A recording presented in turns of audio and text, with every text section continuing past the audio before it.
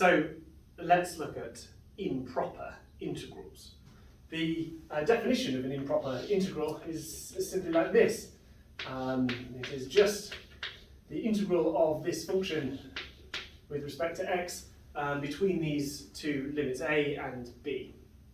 What I want us to now consider is what happens as we extend the values within this integral to infinity. So we're going to change one of the limits. But rather than just replace b with infinity, I want to place an arbitrarily high value for the upper limit and then watch what happens as that approaches infinity. So basically, if we call that value a, and this is an arbitrarily high number, but a number that is less than infinity, but it is approaching and it goes towards infinity, what happens to this integral? Well, there's a number of different things that could happen. One of the things that could happen as a goes to infinity is that this whole integral itself tends to infinity. Now, if that's the case, if the integral itself, this, for example, is what would happen if you had a y equals 3x line and you were trying to find the integral of that as it extended to infinity, then obviously the area under the graph is just going to keep increasing the further down the x-axis you go. It's never going to converge on a particular value. It's just going to continually get larger and larger and larger. And so basically, as we consider an upper end of this going to infinity, then this whole function is going to be divergent. And that's how we would describe this integral. It is a divergent integral. Now, you might consider a different sort of function, a function that does something more like this, and eventually settles down and reaches the x-axis.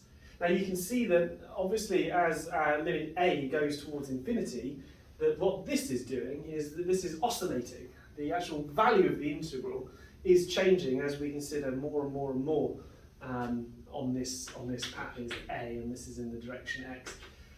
So when that happens, we can say that this integral is oscillating either finitely, if there's a finite number of oscillations before it settles down, and that the value then becomes fixed. The integral has a particular value as a goes to infinity, or it's infinitely oscillating, in which case these oscillations might shrink for some reason on the x-axis, so that there's an infinite number between here and there.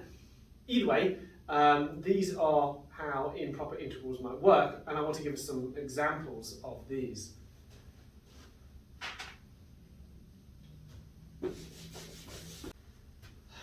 Let's consider something that is a convergent integral.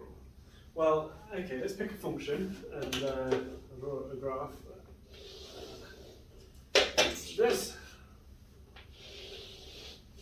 And if we say this is 1, minus 1, etc., then let's consider this graph. Something like that. It's supposed to be symmetrical. It's not very symmetrical. Which is y equals 1 over x to the 4. And you can see that actually what's going to happen if we pick a bit of this, say between 1 and then consider a is to be some high number along here, you can see that it is convergent on a particular value. So how does that look with improper integral? Well, okay, let's consider this. So we're going to put it in between a value of a and 1, and we're going to put in the function 1 over x to the 4 by dx, and we're going to evaluate this. Now we want to see what happens as the limit as a goes towards infinity. That's what we're interested in here as we consider that going off and on and on and on. So, so we're interested in the limit as a goes to infinity between a1, and we can write it as dx x to the 4. And so let's evaluate that limit, and integrating 1 over x to the 4 becomes 1 over x to the 3.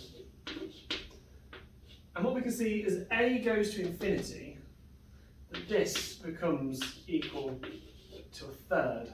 And so it becomes convergent on a particular value, because as it goes on and on and on, it is getting ever and ever closer to 1/3 and then reaching it when a equals infinity. Let's consider a more complicated example.